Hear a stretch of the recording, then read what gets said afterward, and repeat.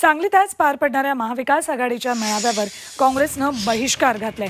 शिवसेना ठाकरे गटाकडून महाविकास आघाडीच्या मेळाव्याचं आयोजन करण्यात आलंय। विष्णुदास भावे नाट्यगृहात चंद्रहार पाटील यांच्या प्रचारासाठी मेळाव्याचं आयोजन करण्यात आलं होतं।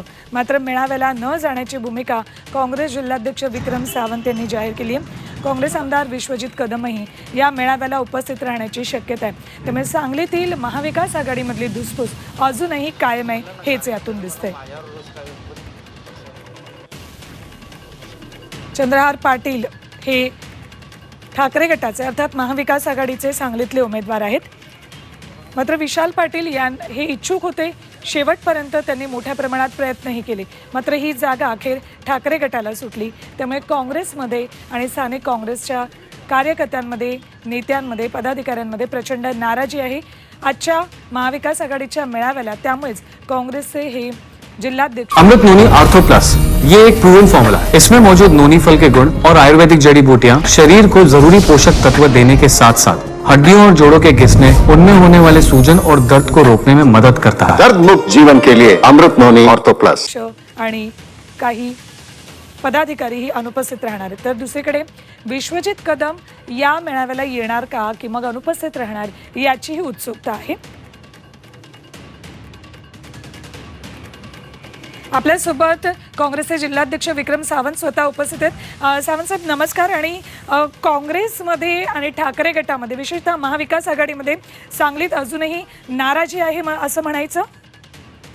नाही, नक्कीच अजून कार्यकर्त्यांच्या मध्ये मोठ्या प्रमाणावर आज नाराजगी दिसते। आणि या येणाऱ्या काळात आज संध्याकाळी आम्हाला नागपूरला बोलवलेलं आहे। नाना पटोले साहेब, थोरात साहेब आणि चेन्नईतला साहेबांनी बोलवलेलं आहे। आज संध्याकाळी आम्ही म्हणजे इथून संध्याकाळी जाणार आहे। थोडक्यात काँग्रेसकडून सांगलीमध्ये असहकार पुकारला जाणार असं म्हणायचं?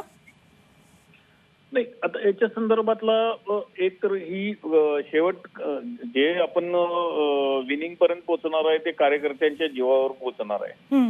आणि जर कार्यकर्त्यांच्यात जर मोठ्या प्रमाणावर जर नाराजी असेल तर ही नाराजी दूर करूनच पुढचा निर्णय घेतला पाहिजे। बरं, आपल्यापैकी सगळेच महत्त्वाचे नेते अनुपस्थित राहणार आहेत का या मेळाव्याला? सगळेच राहणार आहे, आम्ही अनुपस्थित सगळेजण। ठीक आहे, धन्यवाद आमच्याशी बोललात त्याबद्दल।